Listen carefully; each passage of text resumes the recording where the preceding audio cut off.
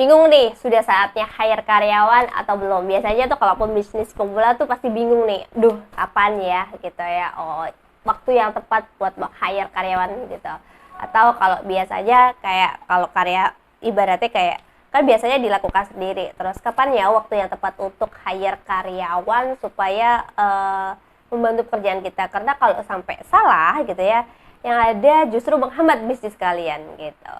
Dan yang pasti kalau misalnya kalian salah kan ada yang bilang kayak aduh takut bisa gaji nggak ya gitu kalau hire karyawan. Nah ini banget pas banget nih video ini aku buat kalian, jadi jangan lupa tonton videonya sampai selesai gitu ya, dan jangan lupa subscribe dulu, di share, di komen juga. Kalau mau tanya-tanya boleh banget di bawah. Oke, langsung kita bahas kapan sih waktu yang tepat kalian itu hire karyawan.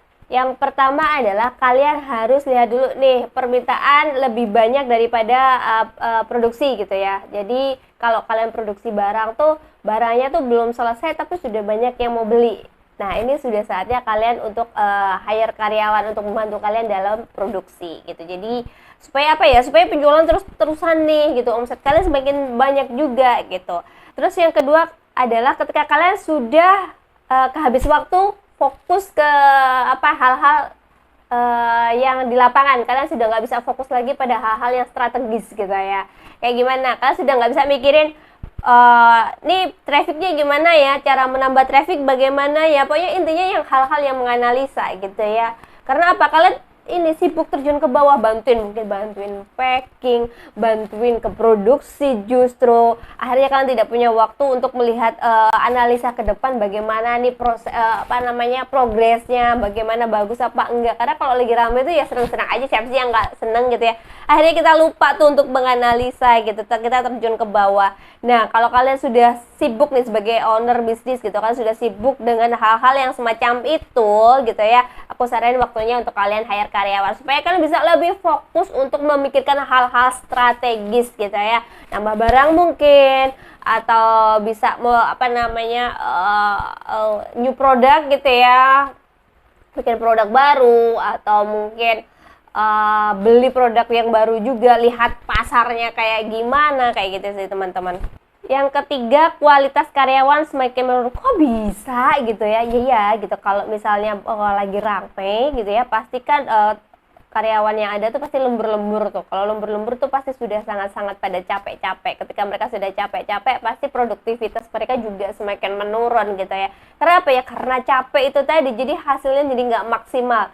Karena itu kalian harus benar-benar lihat nih, apakah memang tim kalian sudah kelelahan, akhirnya produksi menurun gitu ya, kinerja menurun, atau ada faktor lainnya. Kalau memang lagi rame itu juga, tapi aku takut gitu ya, takut nanti kalau nambah akhirnya ya kalau kalian takut kayak gitu, kalian bisa hire aja freelance kayak gitu sih teman-teman. Yang keempat adalah sampai peluang bisnis terlewatkan. Misalnya peluang bisnis terlewatkan tuh gimana? Misalnya ada PO, ada orang nih mau PO gitu, waduh karena produksinya sudah numpuk di belakang, akhirnya kalian gak bisa nih karena tim produksinya penuh dan kita nggak bisa gitu. Nah itu tuh yang kalian sudah melewatkan peluang bisnis, itu sangat-sangat disayangkan gitu ya.